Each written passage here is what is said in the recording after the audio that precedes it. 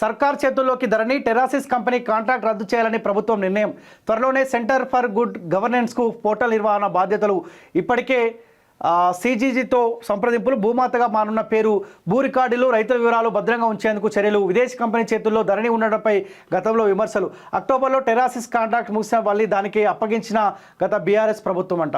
So ముందు దివాలా కంపెనీకి, తర్వాత విదేశీ సంస్థకు భూ రికార్డుల ప్రక్షాళన సమయంలోనే integrated land records management system ILRMS software design development implementation కోసం 2018 జనవరి 8న అప్పటి బీఆర్ఎస్ ప్రభుత్వం వివిధ కంపెనీల నుంచి రిక్వెస్ట్ ఫర్ ప్రపోజల్ RFPను ఆహ్వానించింది. ILFS అనే కంపెనీ ప్రాజెక్టును దక్కించుకొని 2018 మేలో ప్రభుత్వంతో అగ్రిమెంట్ చేసుకుంది. ఆ తర్వాత 2020లో ILRMS పేరును ధరణిగా నాటి సర్కారు మార్చింది. అదే ILFS కంపెనీ ధరణి నిర్వహణ కూడా చూసుకున్నది. అయితే RFPలోని రూల్స్ ప్రకారం కంపెనీ దివాలా తీస్తే వెంటనే కాంట్రాక్ట్ రద్దు చేయాలి. కానీ అగ్రిమెంట్ చేసుకున్న 4 నెలలకే ILFS కంపెనీ డిఫాల్ట్ లిస్ట్లో చేరిన అప్పటి బీఆర్ఎస్ సర్కార్ ఎలాంటి చర్యలు తీసుకోలేదు. తీవ్ర నష్టంలో ఉన్న ILFS కంపెనీ మెజార్టీ వాటాను 2021 నవంబర్లో సింగపూర్కు చెందిన ఫాల్కన్ ఎడ్జ్ కంపెనీకి రూపాయలు 1275 కోట్లకు అమ్ముకుంది. దీంతో ధరణి విదేశీ కంపెనీ చేతుల్లోకి వెళ్ళిపోయింది. ILFS కంపెనీలో మెజార్టీ వాటా కొనుగోలు చేసిన ఫాల్కన్ ఎడ్జ్ కంపెనీ దాని పేరును టెరాసిస్ టెక్నాలజీస్ లిమిటెడ్గా మార్చింది. టెరాసిస్ టెక్నాలజీ ఇండియా బిజినెస్ 2021 డిసెంబర్లో గాది శ్రీధర్ రాజుకు చెందిన క్వాంటెలా సంస్థకు అప్పగించింది. ధరణిని టెరాసిస్ కంపెనీ నిర్వహిస్తుండగా దానికి టెక్నాలజీ సపోర్టును క్వాంటెలా సంస్థ అందజేస్తుంది. అయితే ఒప్పందం ప్రకారం ఇప్పుడు ధరణి టెరాసిస్ కంపెనీ చేతుల్లోనే ఉన్నది అంట. సో ఈ అంశాన్ని కాంగ్రెస్ పార్టీలో ఉన్న నాయకులు ఎవరు కూడా తెరపై తీసుకుని రాలే. అదే కాంగ్రెస్ పార్టీలో ఉన్న రేవంత్ రెడ్డి అయితే యావరేజ్ లీడర్తో పోల్చిండో, బక్కా జెడ్సన్ గారు ఈ అంశాన్ని తెరపై తీసుకొని వచ్చిండు.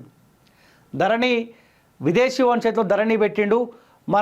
మన సంపద, మన భూమి, ఆ లావాదేవీలు కావచ్చు, మన డేటా మొత్తం వాని చేతిలో ఉంది. అట్లనే భూమి మొత్తం అన్యాక్రాంతం అయిపోతుందని చెప్పి ఆయన కొట్లాడితే సో కాంగ్రెస్ ప్రభుత్వం కూడా అయిపోయింది, మేము గవర్నమెంట్ ఫామ్ చేయగానే ధరణిని రద్దు చేస్తాం.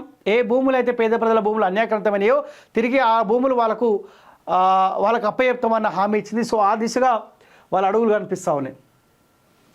ధరణిపై రాష్ట్ర సర్కార్ కీలక నిర్ణయం తీసుకుంది. రాష్ట్ర భూ రికార్డులు, రైతుల వివరాలతో కూడిన ధరణి పోర్టల్ నిర్వహణను ప్రభుత్వ సంస్థకు అప్పగించాలని భావిస్తుంది. ప్రస్తుతం ధరణి పోర్టల్ నిర్వహణను విదేశీ కంపెనీ టెరాసిస్ చూస్తున్నది. ఈ కంపెనీ కాంట్రాక్ట్ను రద్దు చేయాలని ప్రభుత్వం ఇప్పటికే సూత్రప్రాయంగా నిర్ణయించింది.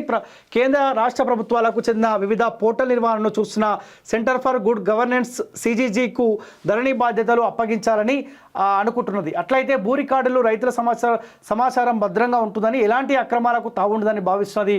ఈ విషయంపై CGGతో ప్రభుత్వం ఇప్పటికే సంప్రదింపులు కూడా జరిపింది. దీనిపై త్వరలోనే ప్రకటన వెలువడుతుందని సెక్రటరియట్లోని ఉన్నతాధికారులు ఒకరు తెలిపారు. కాగా విదేశీ కంపెనీకి ధరణి పోర్టల్ నిర్వహణ బాధ్యతలు అప్పగించడంతో గతంలో విమర్శలు వచ్చాయి. ఈ ఏడాది అక్టోబర్ 28వ తేదీతో టెరాసిస్ కంపెనీ కాంట్రాక్ట్ ముగిసిన మళ్ళీ అదే కంపెనీ గత బీఆర్ఎస్ ప్రభుత్వం కొనసాగించింది. ఇప్పుడు కాంగ్రెస్ ప్రభుత్వం ధరణి పోర్టల్ నిర్వహణను సర్కార్ సంస్థకు అప్పగించడంతో పాటు భూ సమస్యల పరిష్కారానికి చర్యలు తీసుకుంటున్నది. పోర్టల్ పేరును కూడా భూమాతగా మార్చాలని భావిస్తుంది. ఏ ధరణి తీసుకొని తెలంగాణ రాష్ట్ర ప్రజలకు ఒక శాపంగా కేసీఆర్ తయారు చేసిండో, సో ఆ ధరణి అనే పేరును కూడా మార్చి టెరాసిస్ కంపెనీ కాకుండా ఈ CGG కంపెనీకి, గవర్నమెంట్ కంపెనీకి సో కాంగ్రెస్ ప్రభుత్వం భూమాతగా పేరు మార్చి సో ఆ డేటాను మొత్తం గవర్నమెంట్ కంపెనీ సంబంధించేలా ఉంచబోతా ఉంది, భద్రంగా ఉంచబోతా ఉన్న ఆలోచనలో వాళ్ళు ఉన్నట్టు తెలుస్తూ ఉంది.